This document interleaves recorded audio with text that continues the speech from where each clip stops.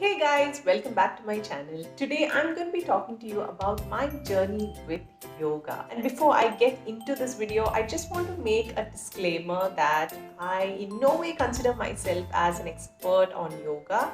So I'm not going to be speaking to you about asanas or pranayama or anything technical of that sort. Just that yoga has been such an important part of my life more than 10 years now, and I just wanted to share that experience with you. Some of you had asked me, like, what I do for my fitness routine. I do practice yoga as part of my, physical well being, but it is way, way, way more than that for me. So I thought I'll share it with you how it has impacted me. My name is Divya Sahadevan, and I've been wanting to create this video for some time now, but I always considered myself to be a learner. I still do that. I know just 1% of the true essence of yoga. But since it's been around in my life for so long, I just wanted to share that experience with you. So let's get into the video.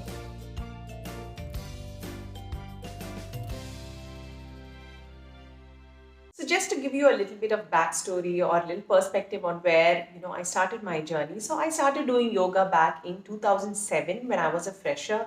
I joined this IT company and they had free yoga classes happening there. And a friend of mine kind of got us enrolled, and she was like, let's try it out. And she was really into it.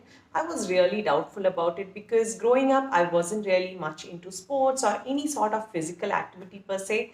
So when I joined, it was more in terms of, let's do this exercise, because we're going to be always sitting on in front of the computer. So let's do something to kind of move our body. And it was just mainly with the intention of doing an exercise. And just being a form of exercise, it was really challenging for my body. I felt aches and pains in places where I didn't know that muscles existed. So it was that difficult, initially, and I did continue going for these classes for a good period of time. But what I've noticed, and it's been the case till from the time I started, it always kept coming back to me in waves. So I would do yoga for a period of time, and then I would kind of like disconnect from it, and then I would be exploring different options. I'd be doing aerobics or zumba or some other form of activity, and then eventually I've noticed that I always came back to doing yoga. I now kind of get the rhythm of how it works for me. So I'm trying to kind of align with that and just do it when I feel more in the flow of yoga.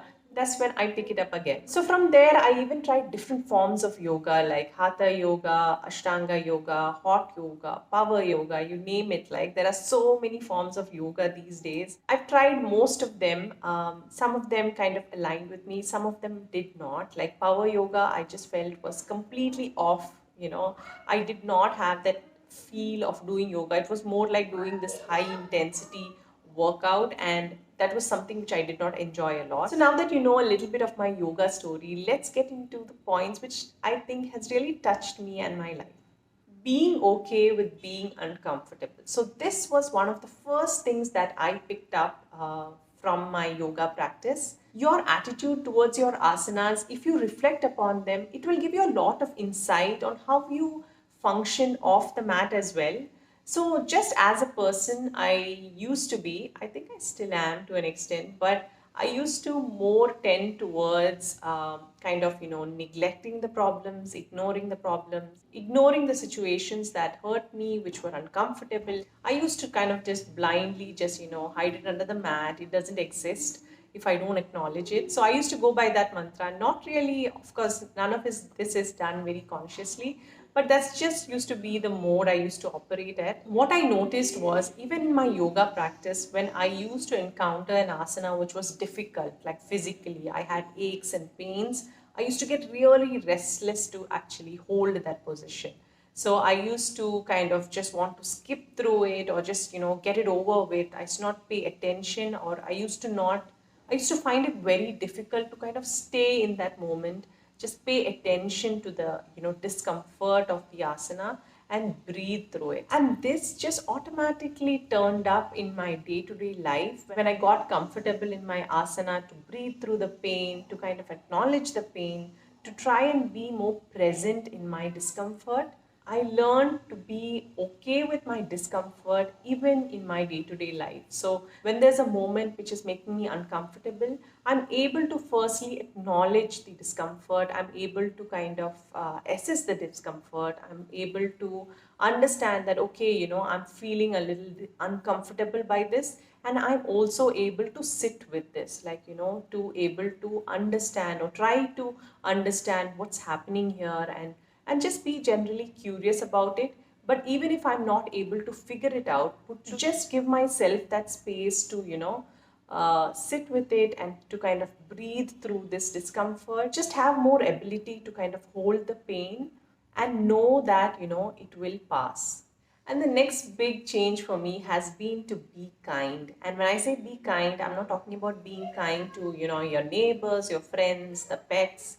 No, it's just to be kind to yourself, and that has been again a big change for me. I by default I am very harsh to myself. I end up setting very high expectations and high standards for myself. So if there is a few days where I've missed my yoga practice, I end up the dialogues in my head are, oh, you're extremely lazy, you need to do better, you need to kind of push yourself more. But slowly I'm able to understand or differentiate between the days when I'm genuinely my body is asking for rest, or I'm not mentally in a space to practice my yoga.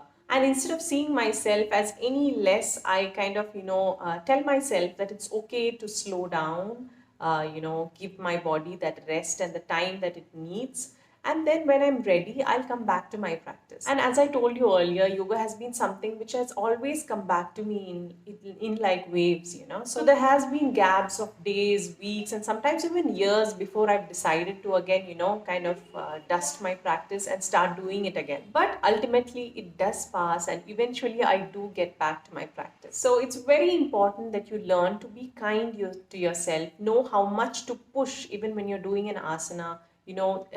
There should be, there is this healthy sort of encouragement and push that you give yourself to kind of challenge it to do better. But there is also this really harsh negative way in which you can push yourself beyond what your body is capable of or is ready for.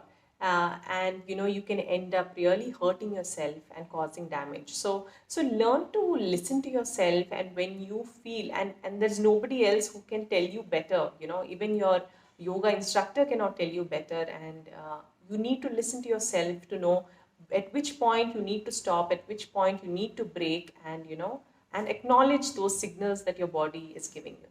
And the point number three is no more goals. And this may sound a little bit off for some of you. This has been something which I think we've been told since we're small, that you need to have a goal, you need to have a purpose, you need to work towards your goal. I wouldn't say that it's wrong, but you should not be entirely goal oriented, because that can be very discouraging in a way. Like if you're constantly working towards a goal, it's difficult to kind of keep that momentum towards it. And also you kind of lose the essence of being present in this moment, and really celebrating those little victories of today. So I am a person who likes writing, planning, to do lists, and obviously planning my goals just came naturally to me. Even in my initial days of yoga, when my main intent was to lose weight, tone up, and all that, I would set up, okay, 10 kgs in 3 months, let's go. Initially, of course, the kgs dropped easily because, it's a new activity, your body is being stressed into it. But ultimately, I never completed like a 3 month goal. Instead, when I, decided to put my goal as, just to show up on the mat for today, and that's all that matters, it just lifted the pressure of showing up for the rest of the 3 months. So every day I wake up, my only thought was to do my practice for today, and I'm not thinking whether I'll be able to sustain my practice for the next 3 months, for the next 1 year. If I do it today, and that's all that matters. And ultimately what I saw was the goals just get met naturally. And in contrast to what I would expect, it actually made my practice much more consistent than when I had set up, these weekly or monthly goals. And outside of my practice, what happened was I learned to kind of loosen up a little bit more than, having these strict goals of, my career goals, my personal goals, my financial goals. I just learned to let it a little bit more looser, give it its natural flow and cycle, so that I can align with it better. So I'm just planning my today. I'm just thinking of what is the best that I can do today. And it kind of naturally transpired into, meeting my overall goals, or, whatever I had in mind. Next is the sync between my body and my mind. So when all this is happening, you learn to kind of pay more attention to the signals your body is giving you, those little insights or instincts that you have. You learn to pay attention to them and give it the attention that it deserves, that you need to listen to them. So these are actually more precious than what anyone would tell you from outside. If you feel it's right, if it syncs with you in some way, then it is possibly something that you need to give attention to. So I've learned to be more mindful about the things that I do, the time, the way I spend my time, the kind of emotions and feelings that come up for me. When you pay attention, you kind of get these, little signals, and they're really worth, spending your time on and just trying to understand. And lastly, of course, it made me feel more physically agile, and I'm learning to enjoy my body more. I enjoy kind of challenging myself physically to be able to do tasks which I was not able to do earlier. There is more to your body than just kind of being able to present it beautifully or being able to fit into the clothes that you want to, but kind of try and enjoy your physical capabilities. Like you're able to do this headstand, or you're able to run this fast or jump this high, and there is a certain joy and pride which comes out of being able to do those things. Really see my body in a new light. I'm more grateful for all that it has been through and still continues to show up for me every day. I hope you enjoyed this video. This is just a little capsule on how yoga has impacted my life, and I'm sure there is miles to go before I can say I understand yoga even. If you like this video, if you found it useful in any form, give it a thumbs up. Make sure you subscribe to my channel. I'll see you again next week with a new video. Till then, take care. It's me, Devi, signing out.